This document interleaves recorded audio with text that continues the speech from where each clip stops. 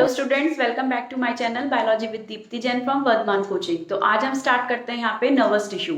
इससे पहले के जो टिश्यू थे वो मैं अपलोड कर चुकी हूँ और लास्ट टिश्यू जो था कनेक्टिव टिश्यू, उसका लिंक इस वीडियो में मेंशन है, तो आप उसको देख सकते हैं। और बहुत ही इंपॉर्टेंट टिश्यू है वो भी, और नर्वस टिश्यू भी बहुत इंपॉर्टेंट टिश्यू है। तो ये एग्जाम्स में बहुत ज़्यादा आता है, तो इसलिए पूरी वीडियो आप देखिएगा तभी आप इसको समझ सकते हैं।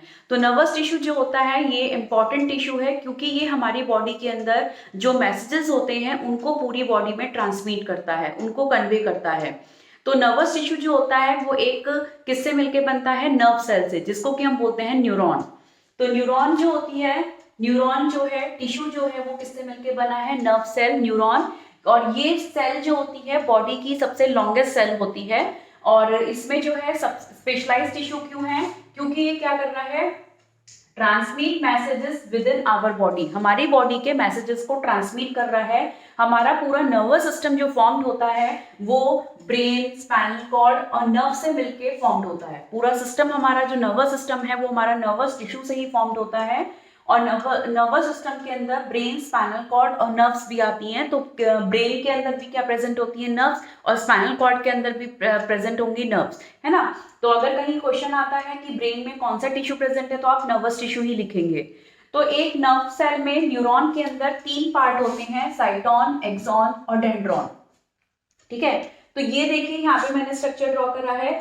ये पोर्शन जो दिख रहा है आपको, ये क्या होता है? साइटोन। और साइटोन से ये जो ब्रांचेस निकल रही हैं ये क्या कहलाती हैं? डेंड्राइट्स। ये होते हैं डेंड्रॉन्स, ये वाले जो बेसिक आ रही हैं डेंड्रॉन, और इनसे जो पतली पतली ये फाइबर्स लाइक निकल रही हैं ये कहलाती हैं डेंड्राइट्स। ये हुआ डेंड्रॉन। डेंड्रॉन से फिर जो ब्रांचेस निकलती हैं थिन होती हैं डेंड्रॉन के कंपैरिजन में, तो उनको हम बोल देते हैं डेंड्राइट्स। और फिर एक डेंड्रॉन जो होता है वो लार्ज इलोंगेटेड हो जाता है, सिलेंडर लाइक लंबा चला जाता है नीचे की तरफ, वो बनता है एक्सॉन। उसको हम क्या बोलते हैं? एक्सॉन। किसी भी साइटोन के अंदर सेंटर में न्यूक्लियस होता है और साइटोप्लाज्म होता है। ठीक है, साइटोप्लाज्म में साथ में यहाँ पे निसल्स ग्रैन्यूल्स प्रेजेंट होते हैं। ये आपको ब्लू कलर के जो डॉट दिख रहे हैं ये निसल्स ग्रैन्यूल्स हैं। निसल्स ग्रैन्यूल्स का जो फंक्शन है वो क्या होता है? ये क्लम्प्स ऑफ राइबोसोम्स होते हैं, है ना। तो इनके अंदर क्या फॉर्म्ड होगा? प्रोटीन। तो ये क्या होते हैं? Clumps of ribosomes. और राइबोसोम्स का काम क्या होता है? प्रोटीन को फॉर्म करना। तो ये क्या आते हैं? निसल ग्रैन्यूल्स। निसल ग्रैन्यूल्स जो होते हैं क्लम्प्स ऑफ राइबोसोम्स, यानी कि उसका बंच होता है राइबोसोम्स का, उसको निसल ग्रैन्यूल्स बोला जाता है, जो साइटोन के अंदर प्रेजेंट होता है। और इनका काम क्या हो गया? ये प्रोटीन को फॉर्म करेंगे पूरी नर्व सेल के लिए। न्यूक्लियस है, तो न्यूक्लियस में जेनेटिक मटेरियल प्रेजेंट होगा, और ये पूरी जो मतलब उसकी वर्किंग होगी वो उसको कंट्रोल करता है। उसके बाद जो डेंड्रॉन है, डेंड्रॉन एक इलोंगेटेड, एक जो है एक डेंड्रॉन इलोंगेटेड सिलेंड्रिकल हो जाता है, जिसको हम नाम देते हैं एक्सॉन। और इस एक्सॉन पे क्या होता है? मेडुलरी शीथ कवर्ड होती है। ये जो ड्रॉ करी हुई है ये क्या बनी हुई है? Medullary sheath. ये मेडुलरी शीथ से कवर्ड होता है। 2 टाइप के नर्व्स होती हैं, एक तो होते हैं मेडुलरी नर्व्स होती हैं, एक होते हैं नॉन मेडुलेटेड। अगर मेडुलरी शीथ से कवर्ड है तो मेडुलेटेड होते हैं, अगर मेडुलरी शीथ नहीं होती है उस पर कवर्ड तो वो हो गए नॉन मेडुलेटेड।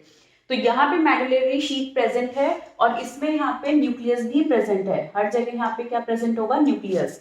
और जब ये मेडुलरी शीथ क्या होती है?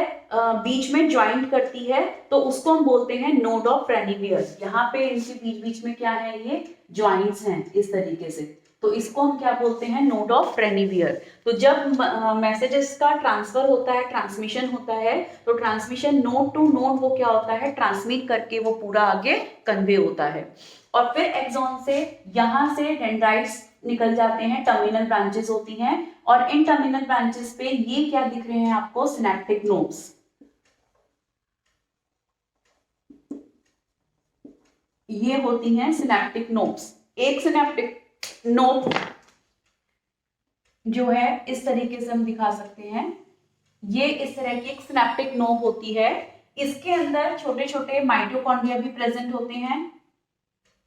ठीक है, साइटोप्लाज्म प्रेजेंट होता है, माइटोकॉन्ड्रिया होते हैं, और साथ में यहाँ पे सिनेप्टिक क्लेफ्ट्स प्रेजेंट होती हैं, जिसके अंदर एक हार्मोन होता है, न्यूरोट्रांसमीटर होता है, जिसे हम नाम देते हैं एसिटाइल कोलाइन।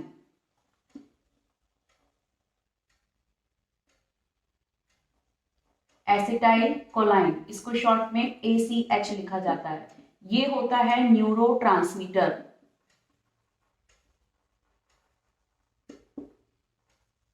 ठीक है, तो न्यूरोट्रांसमीटर का काम क्या है? ये जब जो हार्मोन है, केमिकल है, ये जब एक सिनेप्टिक नोड से दूसरी सिनेप्टिक नोड में ट्रांसफर होता है तभी मैसेजेस का ट्रांसफर होता है। तो दो नर्व्स आपस में जो ज्वाइंट होती हैं उनके बीच में जो स्पेस होता है उसको हम बोलते हैं साइनेप्सिस। जैसे कि हमने एक नर्व ये बनाई हुई है, तो एक का ये डेंड्राइट दूसरे के साइटोन से ज्वाइंट होगा। जैसे यहाँ पे हम बना देते हैं, इस तरह से ये साइटोन आ जाता है। दूसरी नर्व का क्या आ जाएगा यहाँ पर? साइटोन,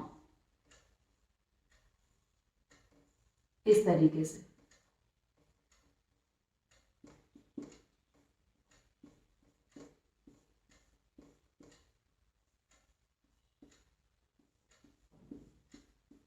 तो यहां पे ये देखो, ये जो ये सिनेप्टिक नोड्स के बीच का जो स्पेस है ये क्या कहलाता है? साइनेप्सिस। इस साइनेप्सिस के थ्रू ही ट्रांसमिशन होता है।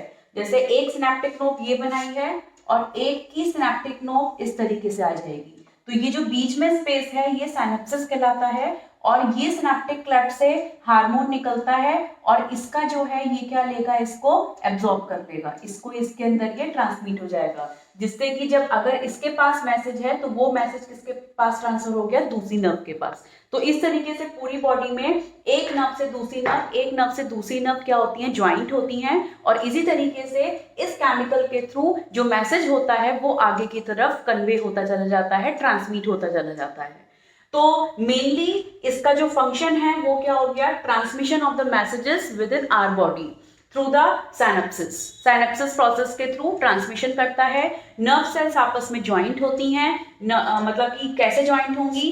एक का अगर साइटोन है तो दूसरा का जो एक्सॉन पोर्शन है वो ज्वाइंट होगा। मतलब यहाँ पे ये जो एक्सॉन आ रहा है तो दूसरी नर्व का साइटोन इससे ज्वाइंट होगा, फिर इस साइटोन का डेंड्रॉन जो होगा वो दूसरी तीसरी जो नर्व होगी उसके साइटोन से ज्वाइंट होगा, और इसके ऊपर क्या होगा? पहली नर्व का जो एक्सॉन है वो ज्वाइंट होगा। तो इस तरीके से पूरा एक नर्व टिश्यू फॉर्म्ड होता चला जाता है और इसका डायग्राम आता है, इंपॉर्टेंट है ये।